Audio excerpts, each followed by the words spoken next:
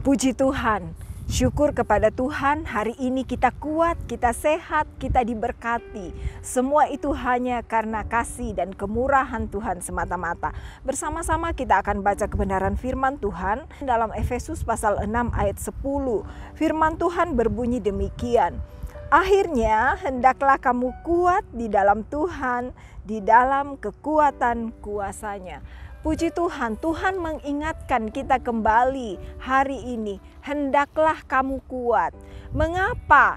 Karena Tuhan sudah tahu bahwa dalam perjalanan kehidupan kita banyak perkara, banyak persoalan yang bisa saja membuat kita lemah dalam pengiringan kita kepada Tuhan. Tapi hari ini firman ini kembali berbicara kepada kita. Hendaklah kamu kuat di dalam Tuhan. Di dalam terjemahan sederhana Indonesia Efesus 6 ayat 10 saya bacakan. Saudara-saudariku, sebagai pesan terakhir, hendaklah kamu semua menjadi kuat karena kamu sudah bersatu dengan Tuhan Yesus dan terus berharap penuh pada kuasa-Nya. Diingatkan bahwa kita bisa menjadi kuat. Yang pertama, karena sumber kekuatan kita adalah Tuhan. Dikatakan karena kamu sudah bersatu dengan Tuhan Yesus. Saat kita bersatu dengan Tuhan, saat kita melekat dengan Tuhan, kita pasti menerima kekuatan dari Dia. Dia adalah sumber segala-galanya dalam hidup kita. Ketika kita sudah bersatu di dalam Tuhan Yesus, kita tinggal di dalam Dia, kita melekat, kita menempel dengan Dia. Sehingga seluruh kemampuan kita itu sumbernya dari Tuhan saja.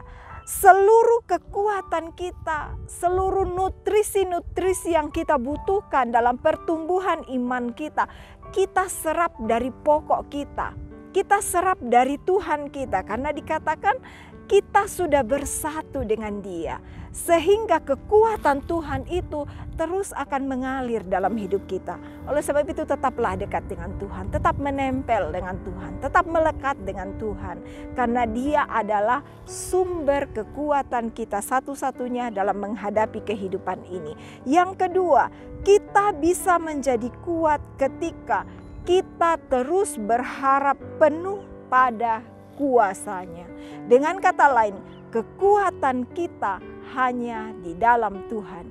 Dan orang yang terus berharap penuh pada kekuatan kuasa Tuhan, dia disebut orang yang berbahagia. Bapak Ibu mau mengalami kebahagiaan dalam Tuhan?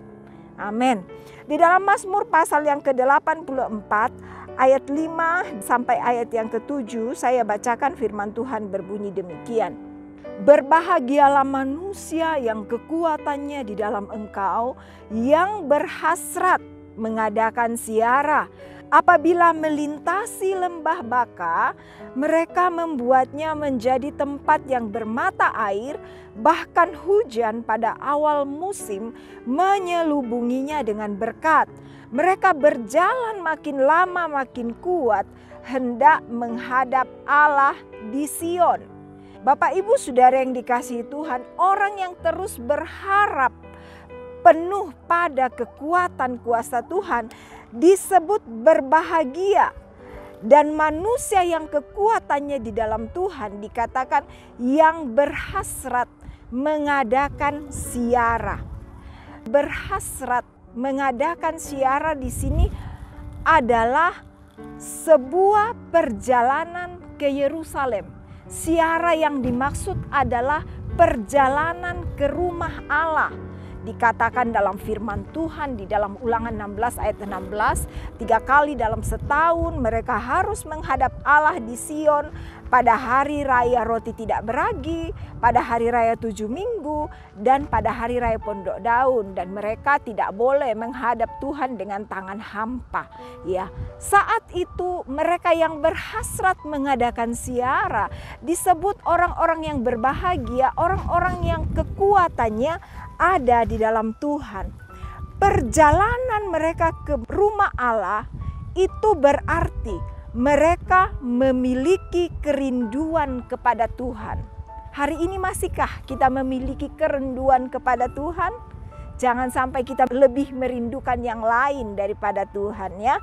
Kiranya kita meletakkan kerinduan kita kepada Tuhan.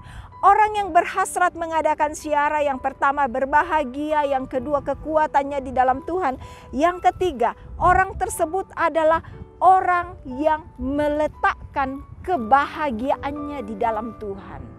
Kebahagiaan kita yang utama itu adalah ketika kita meletakkan semuanya di dalam Tuhan. Kebahagiaan-kebahagiaan yang kita terima hari-hari ini di dalam dunia itu adalah kebahagiaan pelengkap. Tetapi kebahagiaan kita yang utama adalah ketika kita dekat dan melekat kepada Tuhan atau meletakkan kebahagiaan kita di dalam Tuhan. Bapak, Ibu, Saudara, apa yang menjadi sumber kebahagiaan kita hari-hari ini? Anakkah? Suamikah? Istrikah? Keluargakah? Semuanya fana, bisa berakhir dan bisa mengecewakan.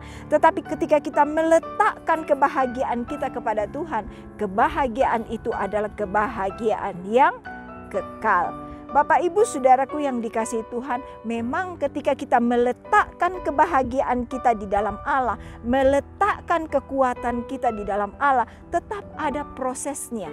Tetap ada proses kehidupan yang harus kita hadapi, yang harus kita alami. Tetapi ketahuilah, proses itu adalah sarana untuk memperkuat iman kita kepada Tuhan. Di dalam pembacaan kita tadi, dalam Mazmur 84 ayat 6 dikatakan, apabila melintasi lembah Baka, mereka membuatnya menjadi tempat yang bermata air, bahkan hujan pada awal musim menyelubunginya dengan berkat. Lihat, orang yang meletakkan kekuatan dan kebahagiaannya di dalam Tuhan, mereka tetap sudah tahu bahwa akan melintasi lembah Baka, sebuah lembah yang tanpa air, dan mereka pasti di sana mengalami kehausan, kekeringan, dan bisa saja membuat orang menjadi putus asa. Tetapi dikatakan mereka membuatnya menjadi tempat yang bermata air. Mereka di sana kemudian dikatakan di dalam sejarah bahwa mereka menggali sumur, kemudian di sana ada air. Jika air itu kotor, mereka mengalirkannya ke tempat yang lain sehingga mereka bisa menikmatinya, dan orang-orang yang mengadakan perjalanan ke Yerusalem yang lain pun bisa menikmatinya. Tapi Bapak, Ibu, Saudara, ingat bahwa dalam usaha yang mereka lakukan itu dikatakan Tuhan yang menyelubunginya dengan berkat, Tuhan yang menurunkan hujan, Tuhan yang memberi air, Tuhan yang memberi mata air, sehingga mereka boleh mengalami berkat. Bapak, Ibu, Saudara, meletakkan harapan, meletakkan kekuatan, meletakkan kebahagiaan di dalam Tuhan bukan tanpa lembah air mata. Tetapi ingat satu hal, mungkin kita sudah berusaha hari-hari ini dengan segala kekuatan kita menghadapi proses kehidupan itu. Tapi satu hal, tetap kekuatan kita adalah Tuhan. Ada Tuhan yang akan mencurahkan berkat air kehidupan sehingga kita bisa mengalami berkat-berkat yang Tuhan sediakan bagi kita. Puji Tuhan, Bapak, Ibu, Saudara yang dikasihi Tuhan, hari ini mari kita letakkan seluruh kekuatan kita. Apa yang membuat kita lemah hari ini? Harapan-harapan kita mulai goyah. Kembali letakkan harapan-harapan kita kepada Tuhan. Puji Tuhan, mari kita berdoa. Terima kasih Bapa kami dalam surga, kami bersyukur untuk hari ini. Apapun yang sedang kami hadapi, mungkin kami sedang lemah dengan persoalan, dengan sakit penyakit, dengan kekhawatiran hidup kami. Mungkin kami sedang lemah saat kami sedang mengalami proses kehidupan. Mungkin kami sedang berada dalam titik terendah kami ketika doa-doa dan harapan kami sepertinya Tuhan belum kami melihat jawaban itu. Tapi hari ini kami mau kembali membangkitkan semangat kami bahwa kami hanya ingin meletakkan kekuatan kami dan kebahagiaan kami di dalam Engkau. Terima kasih, lembah air mata boleh ada, tapi kami percaya Allah yang akan mengirimkan mata air dan menyelubungi kehidupan kami dengan berkat-Mu. Terima kasih, berkati umat-umat-Mu, apapun yang mereka kerjakan hari ini dibuat berhasil oleh Tuhan. Tuhan menyediakan dari yang tidak ada menjadi ada. Kami percaya Tuhan, setiap setiap yang dipegang oleh tangan umat-umat-Mu yang sesuai dengan kehendak-Mu diberkati oleh Tuhan. Terima kasih, berkati pelayanan di gereja kami, mulai dari Bapak Ibu Gembala, para staf Gembala, para pelayan, dari lansia sampai anak-anak batita. Tuhan topang semua dalam kasih setia-Mu. Biarlah kami semua meletakkan kekuatan kami, kebahagiaan kami hanya dalam Tuhan. Terima kasih Tuhan, kami sudah berdoa, kami jalani hari ini dengan penuh sukacita, kami jalani hari ini dengan penuh semangat karena sumber kekuatan kami hanya Tuhan semata-mata. Terima kasih, kami sudah berdoa dan bersyukur dalam nama Yesus. Haleluya. Amin.